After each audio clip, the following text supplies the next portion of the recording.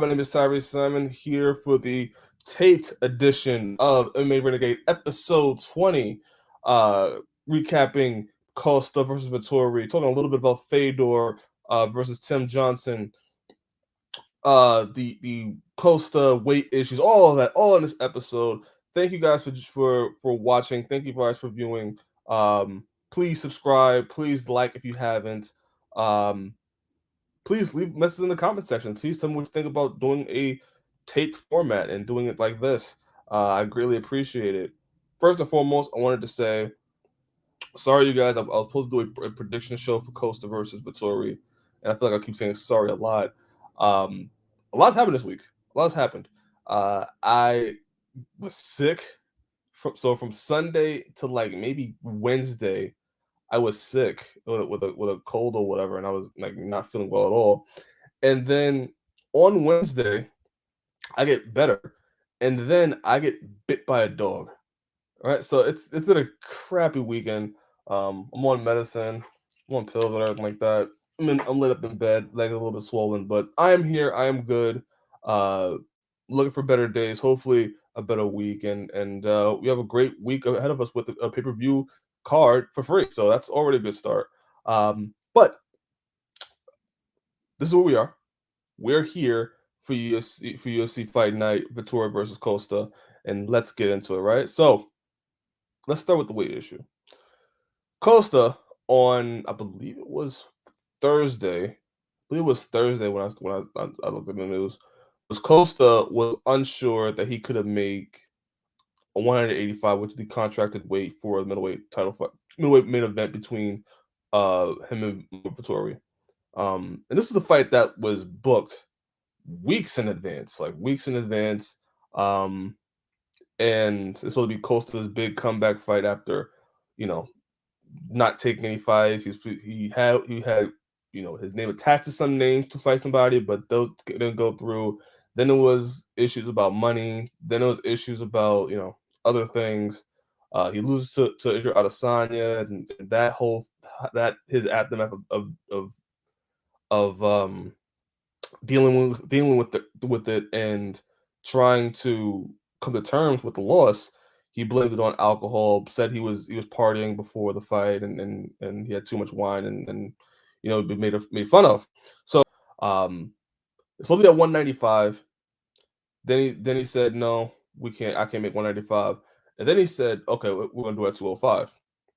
To which this fight was in jeopardy, to where Marvin Vettori, credit to him, Marvin Vettori takes the fight, even though you're going up to light heavyweight to fight a guy that came in during the media day, probably at like two, I think he said 230, I believe. Um, and to drop to 205, you would have to imagine for Costa, he probably rehydrate a lot quicker, a lot faster to probably his more natural weight. He probably may have walked in the Vettori fight probably at 230, coming in at 230 or 220. And man, Vettori put on an absolute clinic tonight, and I thought his striking looked good. Um, Credit to the work of King's MMA for his striking. Um, he was able to not only he didn't wrestle. And that was one of the things I was interested in was what was Vittori's wrestling going to be like against Costa, and Costa, defended a takedown, actually took Vettori down at one point in the fight, but it was mainly a stand up fight. It was mainly because of Marvin Vettori.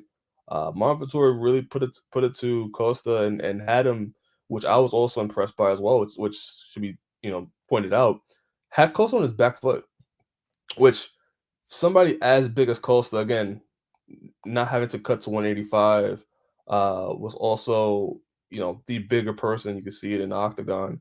For him to be able to walk Costa down and to pick Costa apart, I thought was something that really should be applauded by Marvin Vettori. The way he handled this whole entire week should be applauded, and the way he went out there and just walked him down and manned him down and absolutely put it to him was good. The fight itself, I thought, the commentators made a point to say that Costa was tired a lot throughout the fight. Um, I see it more as Costa was looking for that one shot, and I thought he felt like he had that one shot power to knock out Vettori.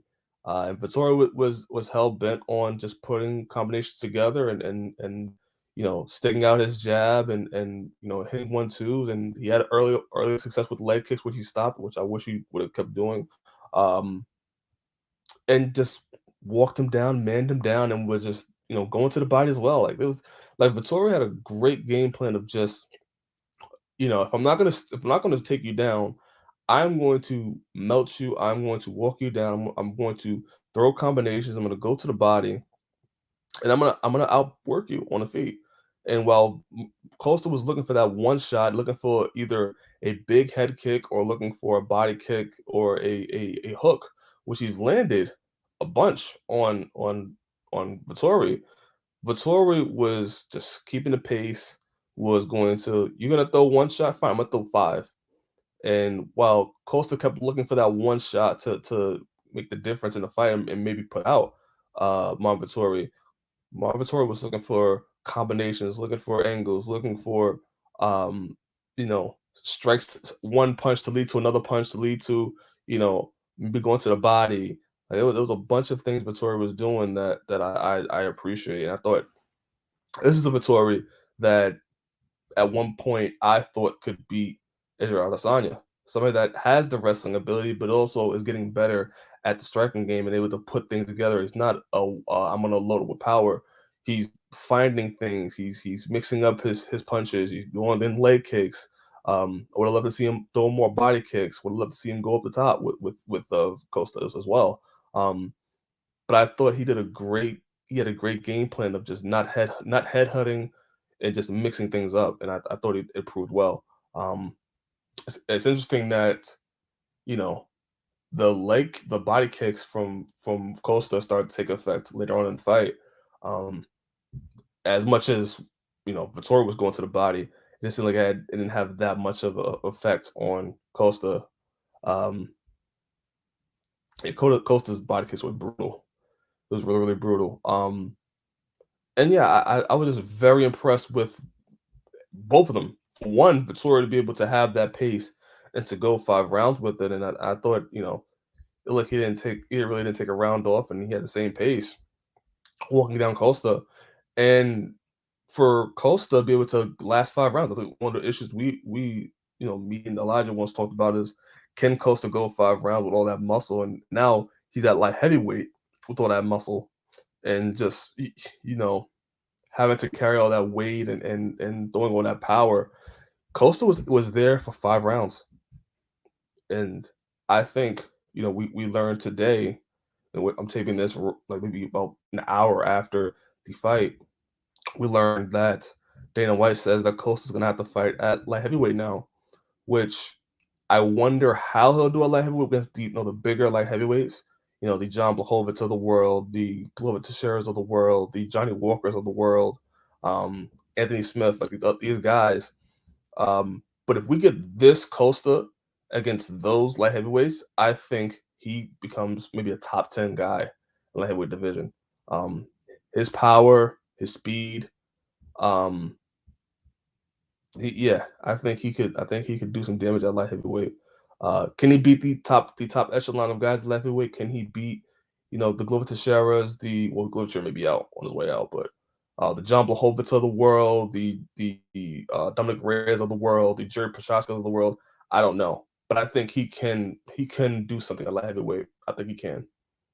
Uh, and that speed is critical. That speed and power is critical, but the speed especially is critical. The way he was able to just just how quick he's able to land those hooks, go to the body. Um, any other guy in there probably would have been out by those punches. But Marvin Vettori was just so damn tough. He was able to stick with it, and he was able to take those shots, take a bunch of head kicks that landed, take a bunch of hooks that landed, and was able to fire back with his own. Yeah, I was very impressed. I'm very impressed by Marvin Vettori's fight. Um, you could see that he's not, you know, looking back on his Israel Adesanya loss as much, and he's looking forward and looking at, and he said in his post fight, he wants to refine his skills and wants to get better. And if he can improve and keep getting better, I see a lot of middleweights in this division having a hard time against Marvin Vettori. So we may be seeing a Marvin Vettori versus Israel Adesanya maybe within the next year or so. If he could keep this up, if he could keep fighting these guys. So yeah, I thought, Marvin Vettori, he became a fan favorite tonight. People are going to, people that maybe weren't Marvin Vettori fans may be Marvin Vettori fans now at the way he handled this fight week. Um, and then for Paulo Costa, I think Paulo Costa again. He has something there at light heavyweight. We're gonna see what he can do against these upper echelon guys. Um, but people were talking about maybe the UFC should cut him. At this point, I don't see how you can cut Paulo Costa. Paulo Costa is one, way too good of a fun fighter to watch. Um, two, very talented. Uh, and three, I, which I think should be the bigger talking point about this whole entire thing. I think what should be talked about more is more weight classes, right? We don't. I don't think we get these performances like we got tonight with Paulo Costa and Vettori at 185. This happened because them not having to cut so much weight, them not having to, hurt their bodies just to make weight and be able to fight.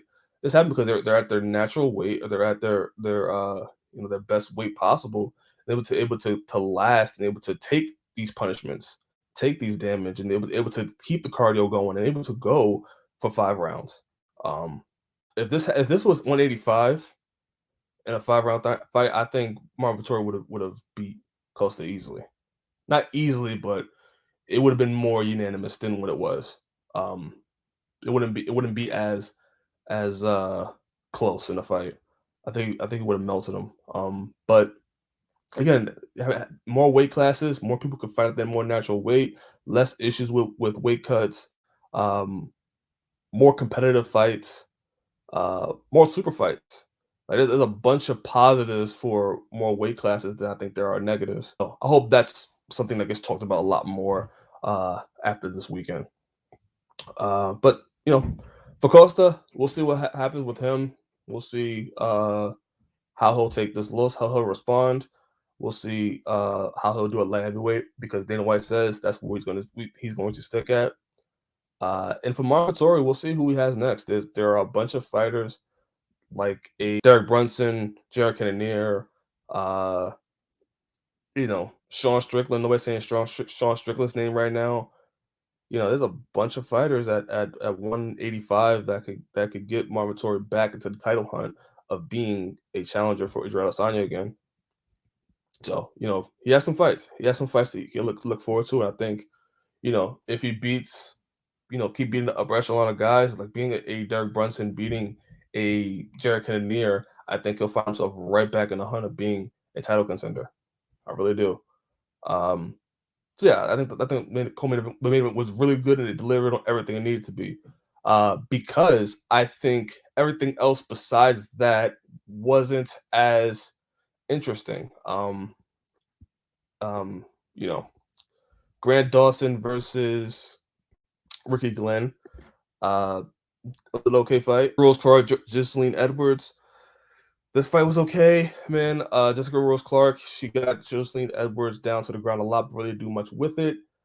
That was disappointing. But she showed a wrestling game, and I thought that was a good uh that was a good showing from her for showing her more wrestling game. I wish she would have did more with it, like looking for more strikes on the bottom, like looking for more submission attempts, but she was more just holding her there and trying to control. Alex Caceres beating Sung Woo Choi by Renegade choke after getting hurt earlier in the first round. Good for Alex Caceres. Alex Caceres continues to get better, and you can see he's not the same Alex Caceres that was losing against you know Jason Knight or Yair Rodriguez, Francisco Rivera. I'm going back into Cron Gracie. Like he seems like a better Caceres on a 1, 2, 3, 4, 5 fight win streak right now. So it's interesting to see where he goes from here. I would love to see Alex Caceres get somebody ranked. I'd love to see him fight somebody within the top 15 and finally get his moment because he's been around the UFC for so long. I'd love to see him fight somebody in the top 15. So good win for him after getting hurt early on and coming back and getting a Renegade choke. Good performance from him.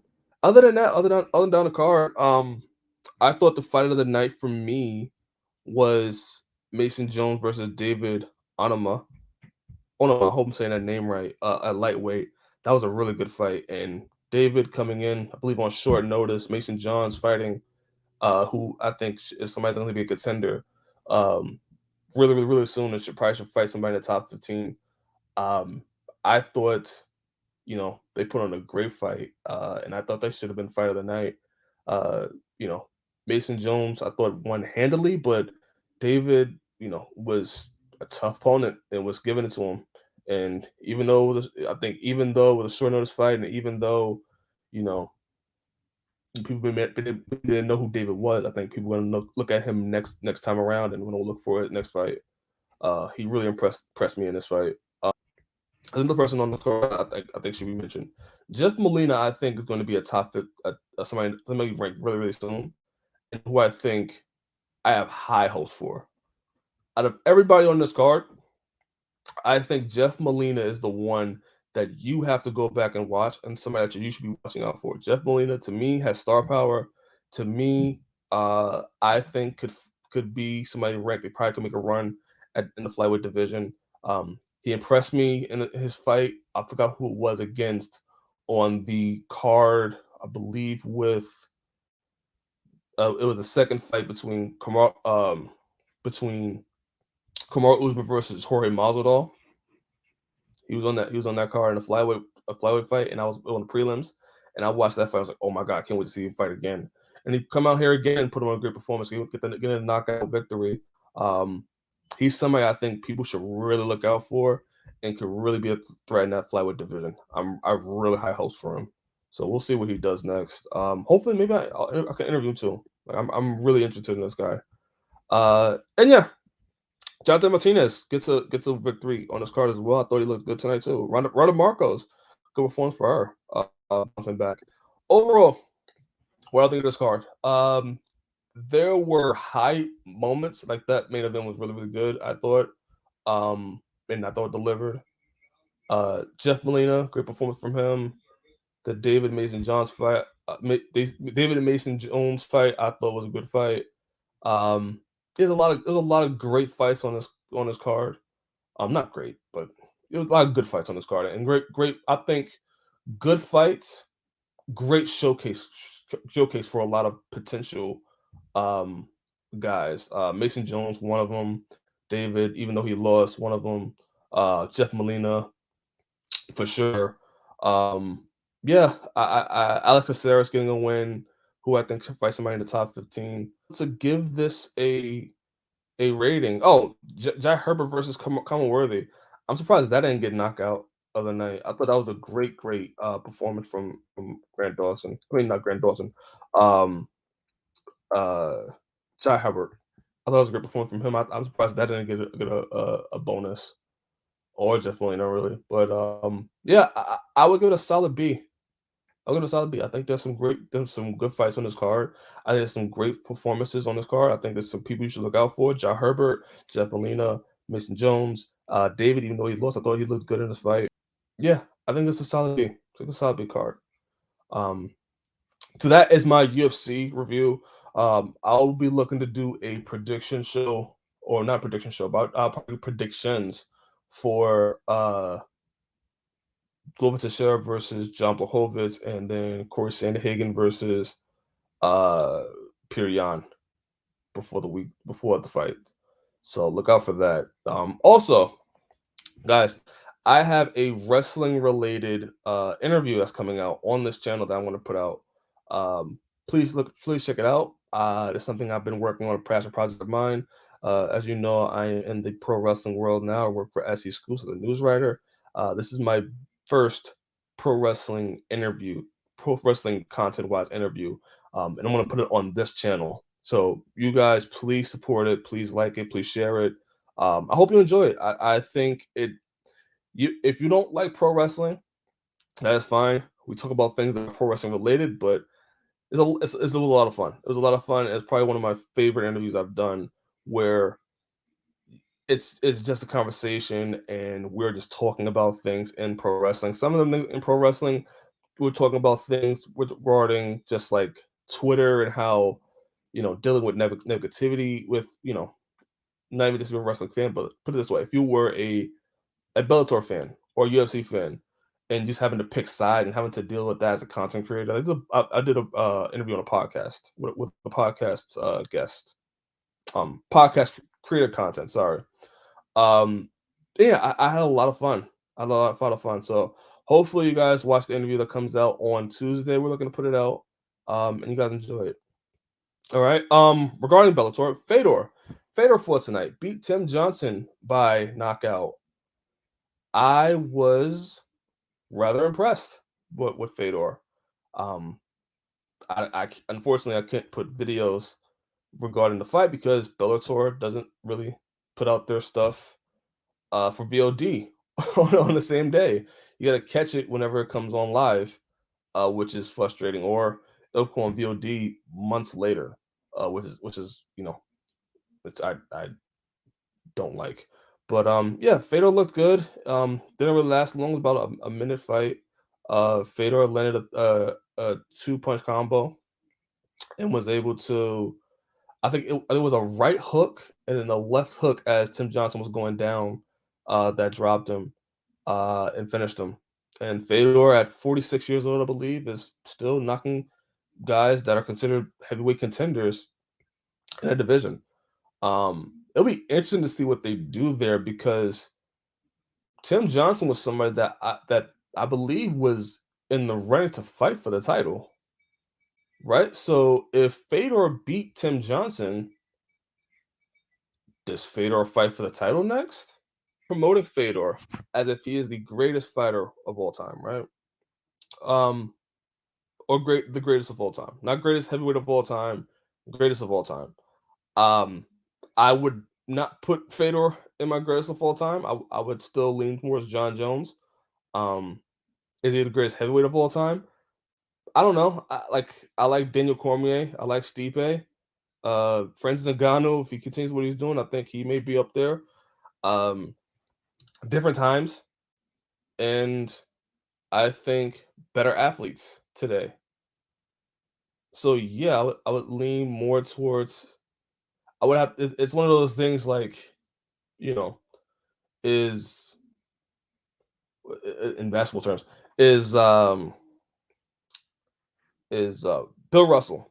Is Bill Russell the greatest NBA player of all time because of all the championships he won and stuff like that? And you know, yes, he's done great things, and he is regarded as one of the best to play on the basketball court. But he's not the greatest.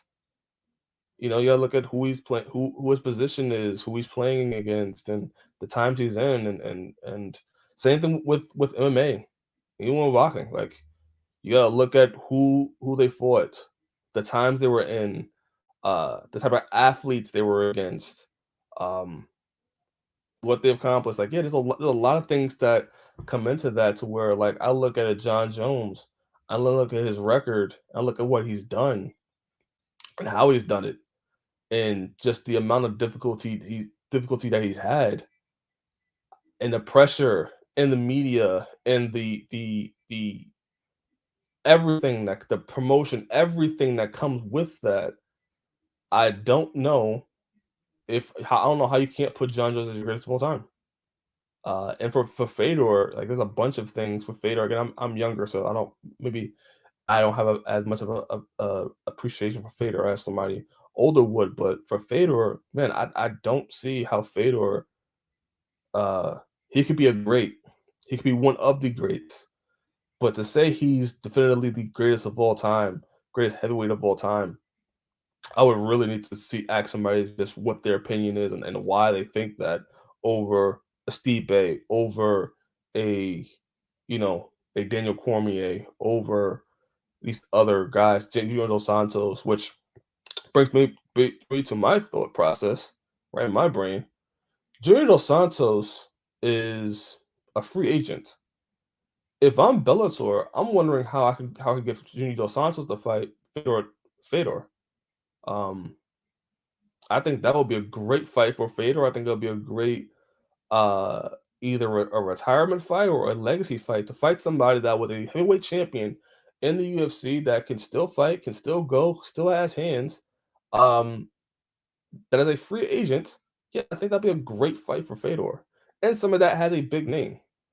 That'd be a great fight for Fedor, and we would kind of answer some of these questions of, we would never know how Fedor would do against in the UFC when it was talked about what him going there, but now against somebody that was a UFC champion that has been regarded as one of the best heavyweights ever in UFC history.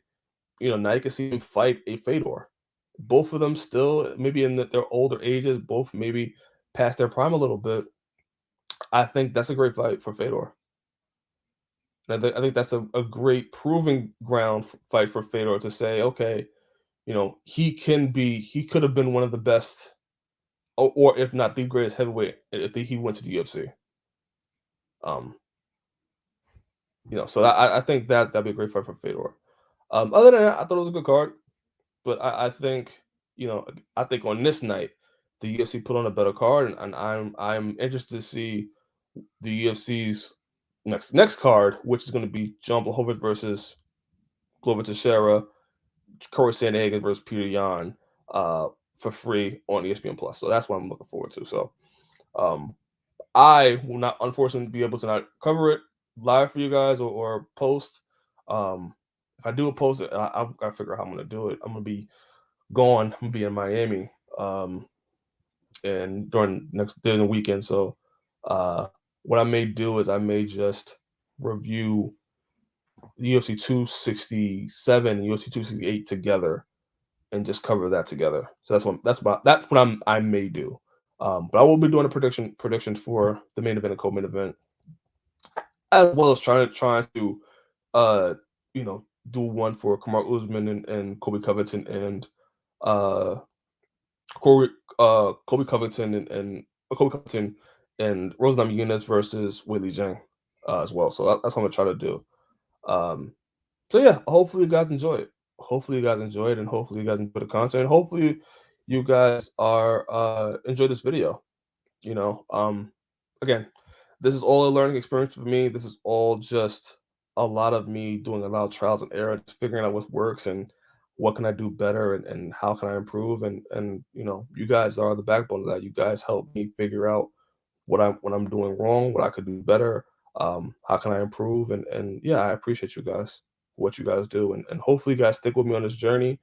Um, I'm sorry things turned out the way they did. I'm sorry that it may not be at the same, like you don't have Elijah here with me to bounce ideas off. It's a lot of just me talking and trying to get things right, and hopefully with this tape format I get a better groove of it, being able to tape and being able to edit and hopefully be more enjoyable for you guys. So um, I definitely do appreciate you guys, and thank you for sticking with me. So till next time, my name is Tyriece Simon. This has been MMA Renegade episode 20. Have a nice day, guys.